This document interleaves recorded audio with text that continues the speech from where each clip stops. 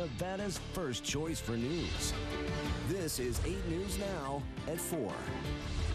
Thanks for joining us. I'm Paul Johnsich. And I'm Paula Francis. Denise has the day off. If you didn't feel the earthquake just before noon today, you likely know plenty of people who did. Calls flooded into our newsroom, and thousands of you posted on our Facebook page saying you felt it. Now, it was originally reported as a 5.4 earthquake, but it's now been downgraded to a 4.8. We have live team coverage. Let's get straight to Karen Castro at the Spaghetti Bowl, where traffic is finally starting to flow after NDOT officials were called out for some damage. Karen. Yeah, Paula and Paul, there were some traffic backups as these ramps were shut down for most of the afternoon. However, just minutes ago, they were reopened. Joining me this morning just to give us the very latest on what's happening out here is Trooper Lloyd Hickson with NHP. So what ramps are back open? We do have the 95 South that goes to I-15 North is completely open back up, and we're anticipating within the next hour that we will have the I-15 to southbound ramp open back up. Wire engineers did go out there. They did go ahead and look at it. There is some damage, but it is still structurally sound, so they made the decision to go ahead and open it up. Traffic will be able to flee, but of course they're looking at, making an emergency contract to get that seal fixed, but nothing that's going to pose any danger to our commuters that use that ramp. So earlier this afternoon, right after that earthquake hit, shortly before noon, we were looking at this gap here. If we can show you up there, you said it was about a 6-inch separation. However, you say the damages they're not as serious as first thought. That's correct. You know, when the engineers come up there, the head engineers came out, they did a better assessment of what's below it from what we initially thought were some structural damage underneath. They realized that no, it is not. There is a little bit of damage, but nothing that has compromised the roadway, nothing that will require us to shut it down completely. So the decision's been made to go ahead and open up. They will be open up through the weekend, but of course they will look at repairing it as soon as possible. And Trooper Hickson, we were also talking about this cable underground that we couldn't see that might have been damaged. Do we know what's the update on that? Yeah, that's the same thing. They realized that, yeah, it did sustain a little bit of damage and nothing that has caused that ramp itself to be structurally unsafe. So therefore, that's where they made the decision. They're going to continue to go through there. They are going to have those repairs that need to be done, obviously, because, yes, that separation did occur. What they're determining part is that earthquake. That rubber seal that we were seeing earlier, that completely tearing from end to end was a result of that earthquake, but itself as the ramp, no, nothing structural that would not allow us to be able to use that full-flingly. But of course, again, we do need to get that seal repaired along with some other maintenance that'll keep it updated and of course keep it better going throughout.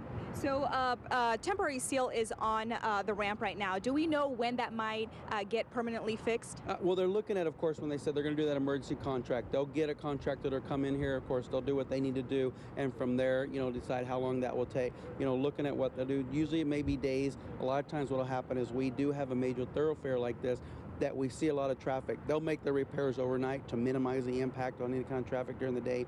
We know with this holiday weekend anticipating a lot there, so it may be something that may not begin until early next week after the Labor Day weekend. But at this point, we do know that people can safely use that ramp. Perfect. Trooper Hickson, thank you very much for that latest update. So again, we do have all the ramps here at the Spaghetti Bowl reopened. At least most of them, or all of them rather, should be open within the next hour. Only minor, what it seems to be damages to the on-ramp from southbound US 95 onto southbound I-15. But again, drivers can drive comfortably. Paula and Dave, it seems they're going to get these ramps, all of them, back open soon. Karen, that is good news as we head into another busy weekend here in Las Vegas. Our traffic anchor, Demetria Obilor, came in this afternoon to keep on top of all the traffic delays. Demetria? Hey, guys. All right. So here's exactly what is back open. Looking at southbound 95, all of these cars curving off by this green sign here, that's the exit to I-15 North, so that's not a problem. Traffic here is actually headed to southbound I-15, but it appears those are the people who merged on from MLK because the crack on the bridge is on the southbound 95 transition to southbound I-15, and as you just heard from Trooper Hickson, that has not reopened quite yet, but soon enough. Let me show you what these delays look like now. An hour ago, this was terrible. This is right by South Rancho, and traffic is starting to flow again, but you see people trying to exit a little bit earlier here at Rancho, kind of moving a bit slow, but definitely improvement from earlier. Let's take a look at my map so you can get a better idea of exactly where this is. Of course, we're talking about the Spaghetti Bowl area, the busiest interchange in the state of Nevada here, and still seeing some yellow and reds on my map here. You can, of course, get off a little bit early at South Rancho, and if you want to get onto I-15 South, well, you can take Charleston to get there. So right here, get off at Rancho, merge over to Charleston, and jump on I-15. No issues there as of yet, but I'm watching it for you guys. Back to you, Paul and Ab. Demetria, thank you. Even though the earthquake was centered about 100 miles north of the Las Vegas Valley, local emergency managers are watching the situation closely. Joe Bartels continues our team coverage. He's live at the College of Southern Nevada campus near Charleston and Torrey Pines to explain how this quake is being monitored. Joe. Paul and Paul, there have been about 14 aftershocks after this initial earthquake around noontime today. Initial estimates put this earthquake between 5.3 and 5.4, as you said. Those estimates have been downgraded. But even though this earthquake was felt more than 100 miles away from the epicenter, take a look at this video here. This was video, home surveillance video sent to us by Adam Stymus. You can see on the timestamp there, right at the right corner there, it was about noontime today in the frame. You can see just a little bit of shaking, and that's what a lot of people felt, depending on where you were in the valley. Some people report a sharp jolt, others never felt a thing, but the impacts have been felt hours later in terms of traffic and the damage to the 95.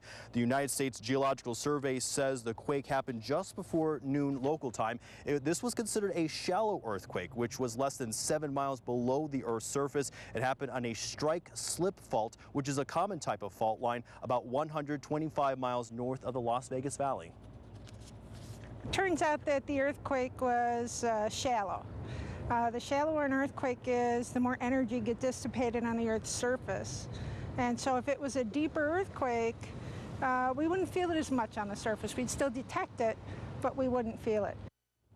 Geologists say there will likely be a series of smaller aftershocks like we've seen. There are about a dozen identified faults that are scattered throughout the valley. None of those were responsible for the shaking today. So Clark County Emergency Management, they have initiated a level 1 type response. They're simply just monitoring the situation. There was no need for a huge response from Clark County nor the city of Las Vegas today. Reporting live, Joe Bartels, 8 News Now. Thanks, Joe. As we said at the top of the newscast, thousands of our Facebook friends described their earthquake experiences. Elizabeth Dobbins says, looks to me that Las Vegas is not prepared for a major event of any kind.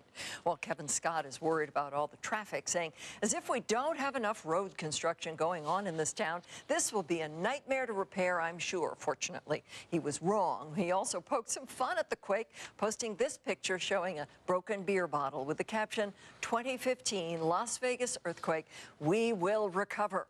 You can join the conversation at any time. Just go to Facebook and search for 8 News Now.